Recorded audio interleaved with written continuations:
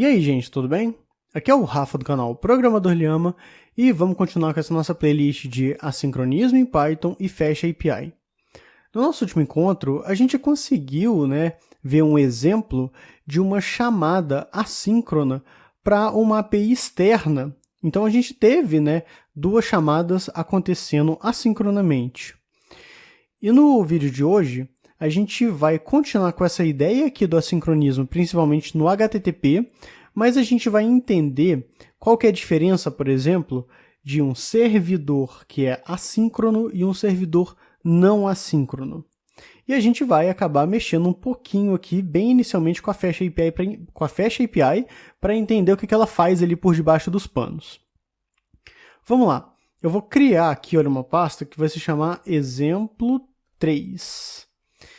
E aqui nesse exemplo 3, eu vou colocar o seguinte, run 1.py. Antes da gente pegar a Fast API em si, eu quero mostrar qual que é o efeito de um servidor em que ele, por si só, ele é síncrono. Então, antes de eu mexer com a Fast API, eu vou trazer, na verdade, um servidorzinho em Flask.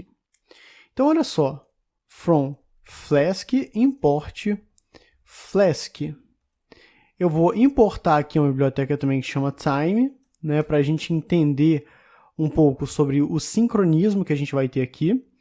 Eu vou criar um servidor, para criar um servidor em Flask é a coisa mais fácil do mundo. Coloco aqui, app igual a Flask e coloco um name, esse parâmetro name aqui. Eu vou falar aqui app.route. E aí eu vou colocar simplesmente uma barra aqui, é uma função hello world, certo? E eu vou definir, a partir desse time aqui, um sleep, ou seja, eu quero que a minha requisição para minha rota barra demore 30 segundos. Feito isso, eu vou retornar uma mensagem, bem básico, tá? Hello world. Vai ser isso daqui. E agora eu vou chamar isso tudo, olha só, numa função main do Python. If name é igual a main. app.run. Vou colocar aqui, host é igual a, vamos colocar 0.0.0.0. Na porta, vou colocar 8000 aqui, Você pode colocar qualquer uma que esteja por aí. E eu vou fazer o seguinte, para a gente não mexer, por exemplo, com threads ou multiprocessor ou coisas que vão tirar o sentimento ali síncrono do nosso servidor, eu vou falar que eu vou até copiar aqui, esse parâmetro, porque eu estou com medo de errar, threaded false, ou seja, eu não vou trabalhar com multithreads aqui nesse meu servidor. Depois eu vou até explicar o porquê disso. Mas feito isso, eu vou dar um Python 3, exemplo 3, run 1.py. E aqui, tá o nosso servidorzinho rodando. E esse servidor aqui em Flask, olha só, eu vou pegar aqui o Postman e vou fazer um acesso a essa minha rota, vou fazer uma requisição para essa rota. Deixa eu puxar aqui, o meu Postman. Note que ele está apontando para localhost com 800, E eu tenho aqui duas abas. Então, o que eu vou fazer é, a partir disso daqui, eu vou chamar essa rota e depois eu vou chamar essa rota de novo. O servidor ele é síncrono, então é muito provável que a primeira rota venha aqui, demore 30 segundos e retorne a minha resposta. E essa outra rota aqui, que eu vou fazer a chamada, essa outra aba, aliás, ela demora os 30 segundos da primeira requisição, mais 30 segundos aqui da minha segunda requisição que vai entrar em vigor. Então vai ser uma espécie de fila. Olha só, eu vou chamar primeiro com essa minha aba aqui, e eu vou chamar em seguida com a segunda aba. Chamei a primeira, chamei a segunda. Elas estão aqui rodando, Enquanto isso, nota que ainda não apareceu nada aqui, ou seja, ele não retornou a minha requisição HTTP, mas está tudo certo. O que eu quero mostrar, pessoal, é que ele vai tratar as requisições uma depois da outra. Isso é exatamente uma característica de servidores síncronos. E é o que vai acontecer. A gente vai ter a minha primeira aba, olha só, respondida, e a segunda aba entrou em vigor agora. Então nota que a resposta da minha segunda aba ela está demorando, né? Isso porque ela só entrou em vigor depois da resposta da primeira. Então isso daqui é muito interessante para a gente entender como que funciona a ideia de sincronismo num servidor, né? Você pode colocar servidores assíncronos no Flask também, mas eu quero vir aqui com você e falar agora, né, como que funciona um servidor assíncrono. Nota que o tempo da minha segunda requisição foi quase de 1 minuto. Então a gente teve, né, o tratamento de um e o tratamento de outro logo em seguida. Beleza, vamos lá, na Fast API eu vou criar, né, um arquivo, olha só, run_2.py, certo? E aqui eu vou fazer o seguinte, eu vou importar from Fast API, import Fast API, beleza? Eu vou importar o servidor que a gente vai utilizar, que é o UVcorn. Esse UVcorn, você já deve reconhecer ele como um servidor assíncrono. E aí eu vou importar também o async.io. Ele vai ajudar a gente, né, a fazer uma parada assíncrona aqui. Então olha só, app igual a Fast API, vou criar aqui o meu servidor em Fast API. Eu vou criar aqui uma rota, né? Então vai ser na verdade um get. E aí eu vou colocar uma barra, né? Vai ser o mesmo lugar em que eu quero da outra rota, né? E olha só, eu vou colocar async def read root. Vou colocar assim, né? E tirei esse nome literalmente da minha cabeça. E aí eu vou fazer o seguinte: await async.io.sleep. E aí eu vou colocar, vamos ser um pouco mais rápido, eu vou colocar 20 segundos, né? E aí eu vou também, né, fazer o return do hello world. Deixa eu até copiar ele aqui, né? Hello world. Aqui, ó. Beleza? Feito isso, eu vou vir aqui e eu vou também fazer uma função main com esse servidor aqui do Fast API. Main, beleza? E olha só, UVcorn.run, vou rodar app, vou colocar o meu host no endereço 0.0.0.0, beleza? A porta eu vou colocar 8000, né? E eu vou colocar aqui, olha, o worker zoom. Eu vou utilizar só um worker para ter só um único trabalho, não ter a ideia de multiprocessors, multithreads, não vou ter nada aqui. Vai ser desse jeito. Então, vou fechar aqui o meu servidor e vou ligar, né, agora o servidor do UVcorn com Fast API. E ele já está rodando aqui.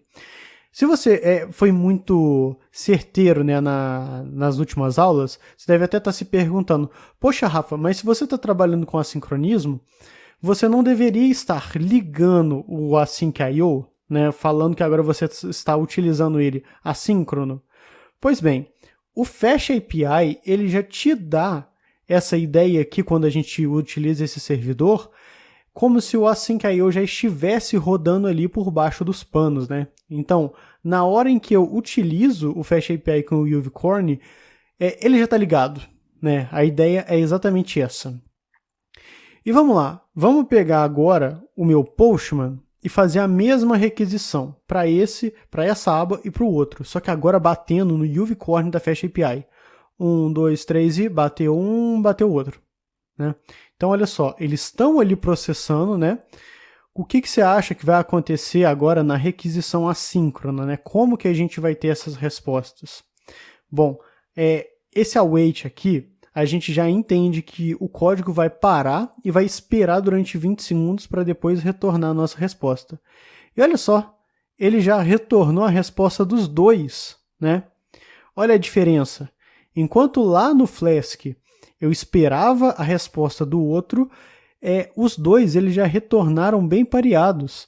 E nota, a primeira requisição durou 20 segundos e a segunda requisição também durou 20 segundos.